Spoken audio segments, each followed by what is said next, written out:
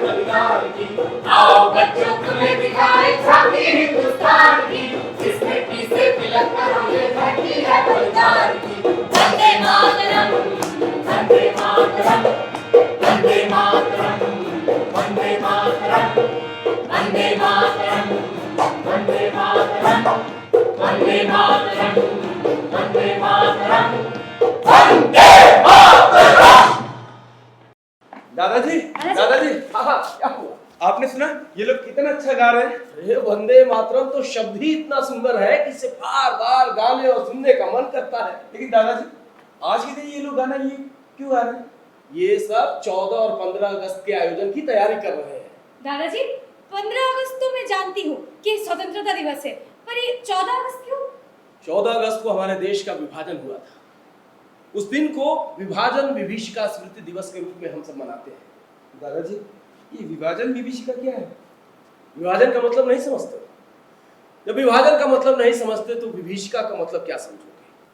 अरे बच्चों, ये देश हमारा पहले बहुत बड़ा था, पर बाद में इसका विभाजन हो गया। मतलब बांट दिया गया? हाँ, बांट दिया गया, लेकिन बांटना और विभाजन अलग अलग होता है। अब मान लो जैसे तुम्हारे पास 10 टॉफी है, तुम दोनों को आपस में बांटना है, तो कैसे बांटोगे? 5-5 बांट लोगे।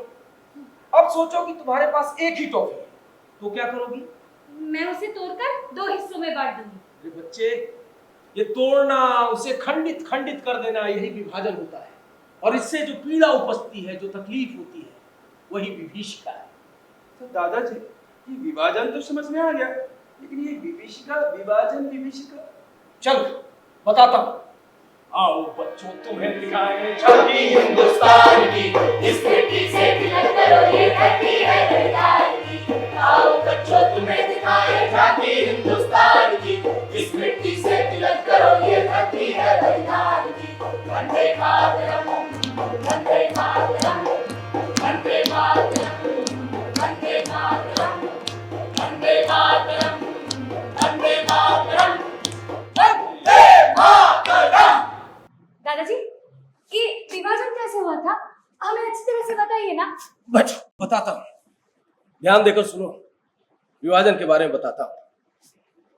विभाजन पर इतिहासकारों का जो दृष्टिकोण है उसे गौर से सुनो, ध्यान देकर सुनो।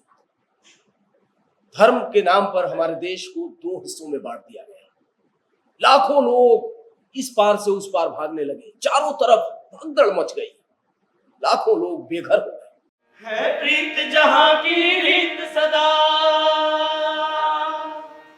है प्रीत जहां की रीत सदा, मैं गीत वहां के गाता हूँ।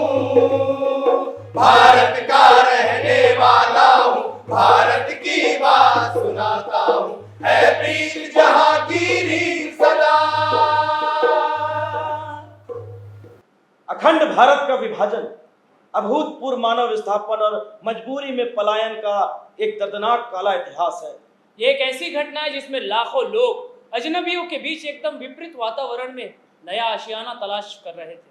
विश्वास और धर्म के आधार पर एक हिंसक विभाजन की कहानी के अतिरिक्त ये इस बात की भी कहानी है कि कैसे एक जीवन शैली तथा सह अस्तित्व का युग एकदम नाटकीय रूप से समाप्त हो गया। लगभग 60 लाख हिंदू, सिख और अन्य संप्रदाय के लोग जिन क्षेत्रों को छोड़कर आए वो बाद में पश्चिमी पाकिस्तान बने। 65 लाख मुसलमान पंजाब, दिल्ली और भारत के अनेक हिस्सों से पश्चिमी पाकिस्तान चले गए थे। 20 लाख हिंदू और अन्य संप्रदाय के लोग पूर्वी बंगाल, जो कि बाद में पूर्वी पाकिस्तान बना, उसको छोड़कर पश्चिम बंगाल आए। 1950 में 20 लाख और हिंदू और अन्य संप्रदाय के लोग पश्चिम बंगाल आए। 10 लाख मुसलमान पश्चिम बंगाल को छोड़कर पूर्वी पाकिस्तान चले गए। इस विभीषिका में मारे जाने वाले लोगों का आंकड़ा लगभग 5 लाख बताया जाता है, लेकिन अनुमानतः यह आंकड़ा 5 से 10 लाख के बीच का है। कहा जाता है कि द्वितीय विश्व युद्ध के बाद संभवतः सबसे बड़े पैमाने पर इस विभाजन के फलस्वरूप धर्म के नाम पर हत्याएं हुई। सदियों पुराने सामाजिक ताने बाने और आपसी विश्वास का संबंध टूटा।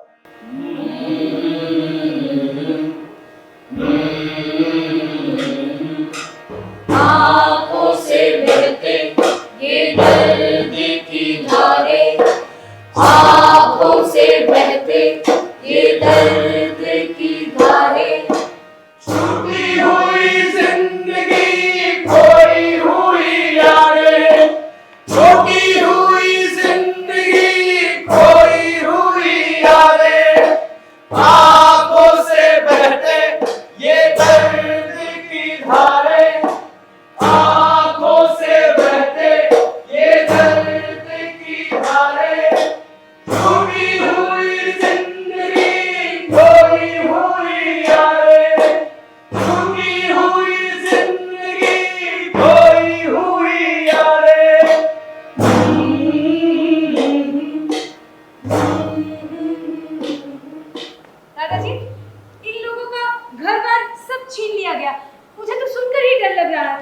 डरने वाली बात तो है ही मेरे बच्चे।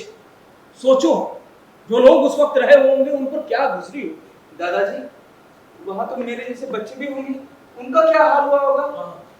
तुम्हारे जैसे लाखों बच्चे थे जिन्होंने उस दृश्य को अपनी आंखों से देखा था, और आज भी उस दृश्य को याद कर उनके सिहर उठते हैं। हमें और बताइए ना दादाजी। बताता हूं, सुनो। ये देखो बंगाल यहाँ का है चंपा हरियाणा है, यहाँ का बच्चा बच्चा अपने देश में बनने वाला है।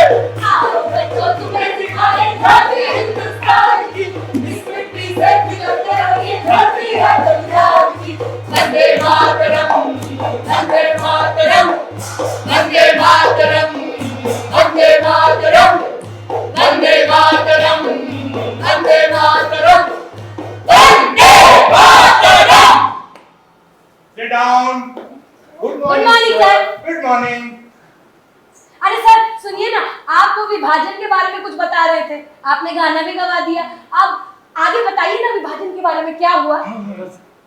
20 फरवरी 1947 को ब्रिटिश प्रधानमंत्री क्लेमेंट एटली ने हाउस ऑफ कॉमन्स में ये घोषणा की थी। सर इसके आगे का मैं बताती हूँ, मुझे मालूम है। हाँ बताओ। हाँ तो दोस्तों, सरकार ने 30 जून 1948 से पहले। अरे पूनम, वहां कहां से, यहाँ आकर बताओ ना सबको। जी सर।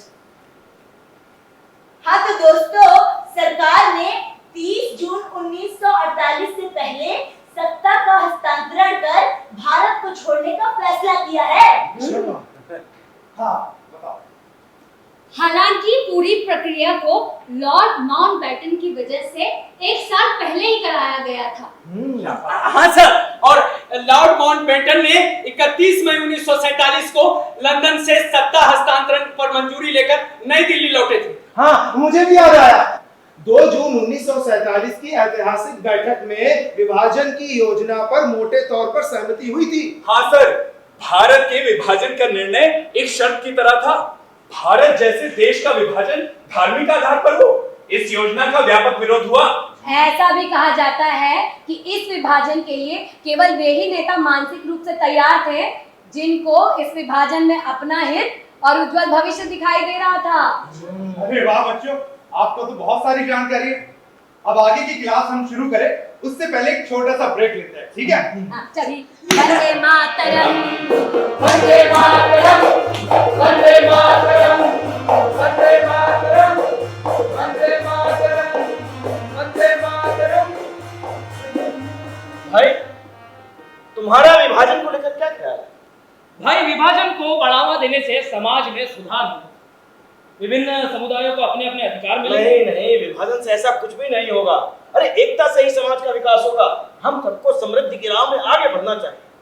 तुम्हारे ये बातें अच्छी है, लेकिन वास्तविकता यही है कि विभाजन से ही सब कुछ संभव होता है। नहीं नहीं, हम सबको मिलकर देश को प्रगति पथ पर ले जाना चाहिए और विभाजन की विभीषिका को मिटाना ही चाहिए। तो तुमको क्या लगता है, हम सब मिलकर ये संदेश अपना पाएंगे? बिल्कुल अपना पाएंगे।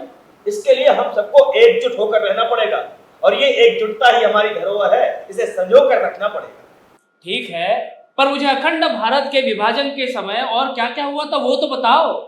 अब इसके बारे में तो तुम्हें वही बताएंगे जिसने इसको भोगा। Vande Mataram, Vande Mataram, Vande Mataram, Vande Mataram, Vande Mataram, Vande Mataram, Vande Mataram. Good afternoon sir. Good afternoon, sit down. हाँ तो बच्चों आगे चले। Yes sir. तो आगे सुनो। अखिल भारतीय मुस्लिम लीग की बैठक 9 जून 1947 को नई दिल्ली के इंपीरियल होटल में हुई थी। सर एक बार फिर से मुझे इसके आगे का मालूम है, मैं बताऊं? हाँ बताओ। तो दोस्तों, वहां पर विभाजन की मांग वाला प्रस्ताव लगभग सर्वसम्मति से पारित हुआ। इसके आगे का भी बताओ। अरे वाह पूनम, तुम्हें तो सब कुछ मालूम है। और वैसे भी बच्चों, ज्ञान बांटने से बढ़ता है। तो बांटो ज्ञान। तो दोस्तों, भारतीय मुस्लिम लीग के साथ साथ वहां पर कांग्रेस और अनेक नेताओं की अक्षमता या अनुचित महत्वाकांक्षाओं के कारण उस कदम का पुरजोर विरोध नहीं हो सका। कांग्रेस के नेता पंडित जवाहरलाल नेहरू और मुस्लिम लीग के जिन्ना के आपसी द्वंद्व का नतीजा देश को विभाजन के रूप में झेलना पड़ा। शाबाश। बैठ जाओ। जिसके पक्ष में 300 और विरोध में 10 मत पड़े थे। हाँ सर, और देखते देखते भारत और पाकिस्तान 2 हिस्सों में बंट गया। धर्म के आधार पर बंगाल का पूर्वी हिस्सा भी विभाजित होकर पाकिस्तान में शामिल हो गया था।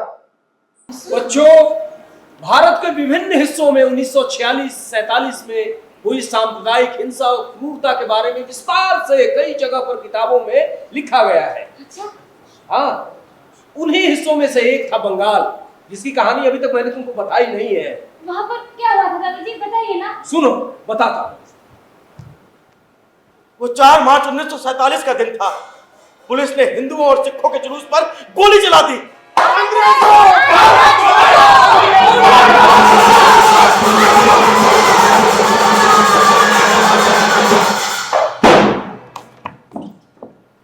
देखते ही देखते 6 मार्च की सुबह तक अमृतसर, जालंधर, रावलपिंडी, मुल्तान, सियालकोट समेत पंजाब के सभी शहर दंगों की लपटों में घिर गए थे।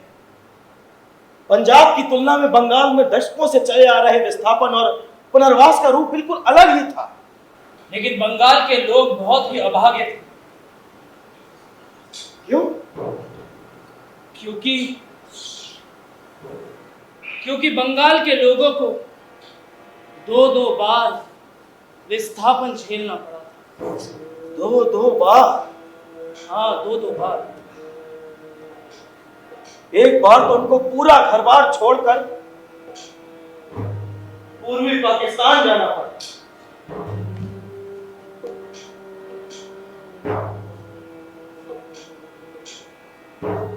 फिर यहां से भागकर उन्हें पश्चिम बंगाल आना पड़ा। वहां के अधिकारियों ने विभाजन से उत्पन्न पीड़ा को बड़ा ही कमतर आंका था। हजारों हजार हिंदू लोग ढाका और आसपास के क्षेत्रों को छोड़कर सियालदा पहुंचे। इतनी आसानी से नहीं पहुंचे। एक एक महिलाओं से उनके जेवर छीन लिए गए, उन्हें तरह तरह से प्रताड़ित किया गया। बूढ़े, बच्चे, महिलाओं सबके साथ अमानवीय व्यवहार किया गया। क्या महिला, क्या बूढ़े, क्या बच्चे, सभी के साथ दुर्व्यवहार हुआ। ये सच है, विभाजन में सबसे अधिक पीड़ा महिलाओं को झेलनी पड़ी। सभी परिवार अपने परिजनों से बिछड़। वो ट्रेन पर चढ़े थे यहाँ पर आने के लिए, लेकिन जब वो यहाँ लौटे तो सिर्फ लाशों का ढेर थे। नहीं मेरी बच्ची, रोते नहीं। दादाजी, हमारे देश के लोगों को तो बहुत बुरा सहना पड़ा। दादाजी, ढाका से आए उन लोगों को क्या हुआ जिनके अपने छूट गए, जिनका घर छूट गया, जिनका सब कुछ लूट गया? अरे बच्चे, उनकी कहानी बड़ी अजीब थी। वो कहते हैं ना, न घर के रहे न घाट के। ऐसा क्यों? वो अपना सब कुछ छोड़कर जब दोबारा इस देश में आए तो अपने ही घर में रिफ्यूजी बनकर आ गए।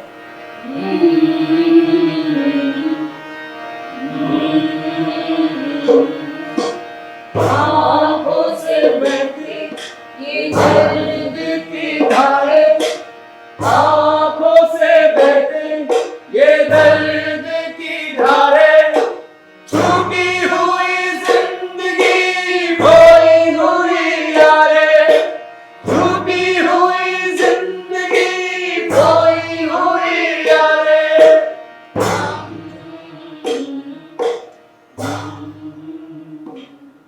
पूर्वी पाकिस्तान से कई लोग बंगाल में आए। किसी के घर में 1 इंच भी जगह नहीं थी अपने संबंधियों को रखने के लिए। और पश्चिम बंगाल सरकार ने चटगांव, नारायणगंज, बारिसाल और चांदपुर से शरणार्थियों को कलकत्ता लाने के लिए 15 स्टीमरों की व्यवस्था की। पूर्वी पाकिस्तान से लोगों ने जल मार्ग से पलायन किया था। आधी नावें उनकी वहीं डूब गईं। समुद्र की तह पर लोगों की लाशें पड़ी रहीं, तैरती रहीं।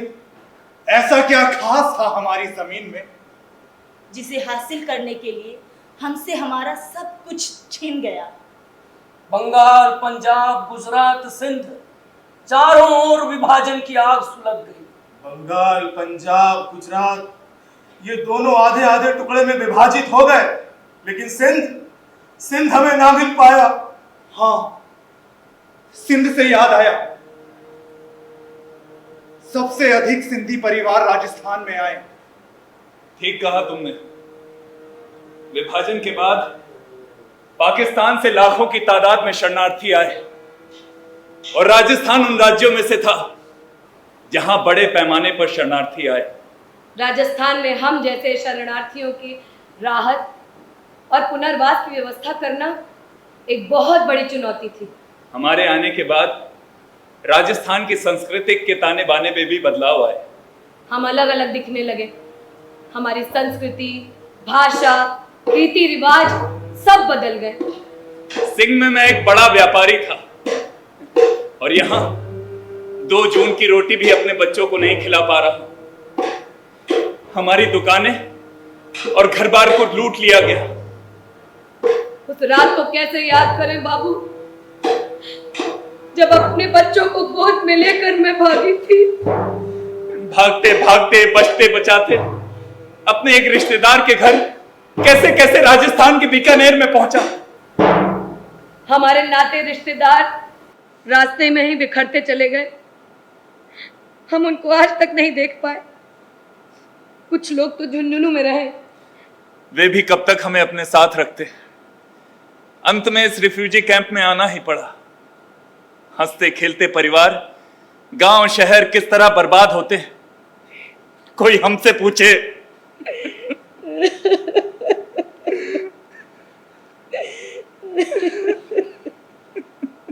पाकिस्तान से लोग जम्मू कश्मीर की ओर भागे, पंजाब की ओर आए, गुजरात, बंगाल, राजस्थान की ओर लाखों की संख्या में आए।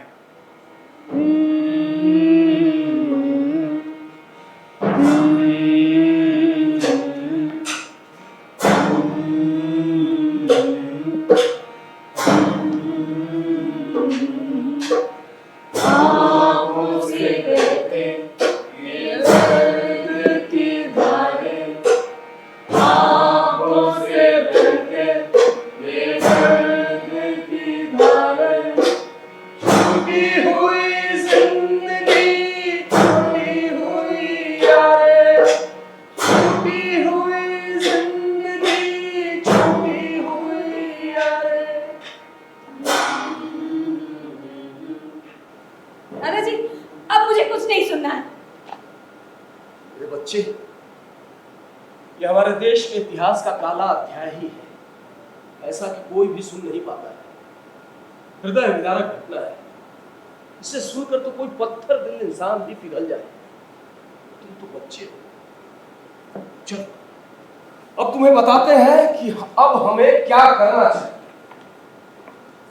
जहां जीवन की हर सुबह मुस्कान से पुलकित हो उठती थी, वहां का मंजर देख आंसू भी खून हो गए।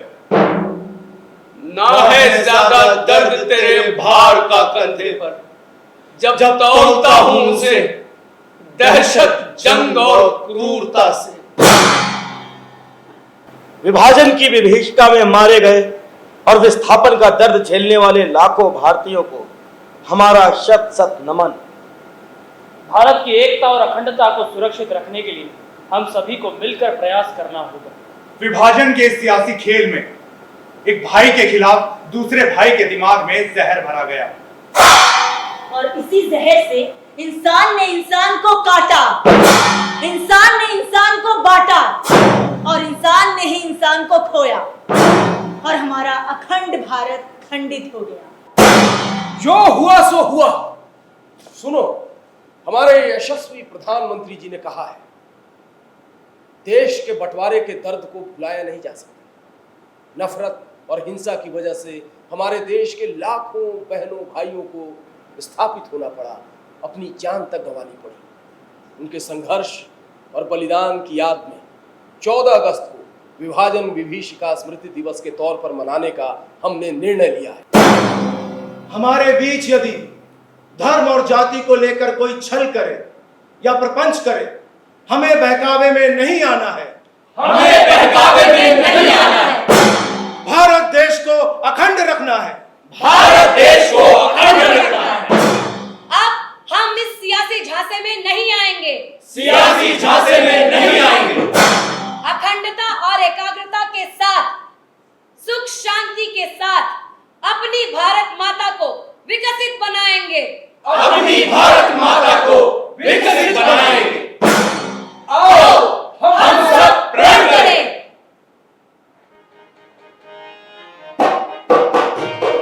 वंदे मातरम, वंदे मातरम, वंदे मातरम, वंदे मातरम। अखंडता का प्रण हम सभी को करना है, अखंडता का प्रण हम सभी को करना है। वंदे मातरम, वंदे मातरम, वंदे मातरम, वंदे मातरम। देश के लिए सदा जीवन ये अर्पण करना है, देश के लिए सदा जीवन ये अर्पण करना है। वंदे मातरम, वंदे मातरम, वंदे मातरम, वंदे मातरम। हम एक थे, हम एक हैं और एक ही रहेंगे। हम एक थे, हम एक हैं और एक ही रहेंगे। वंदे मातरम, वंदे मातरम, वंदे मातरम, वंदे मातरम। अखंडता का प्रण हम सभी को करना है, अखंडता का प्रण हम सभी को करना है। वंदे मातरम, वंदे मातरम।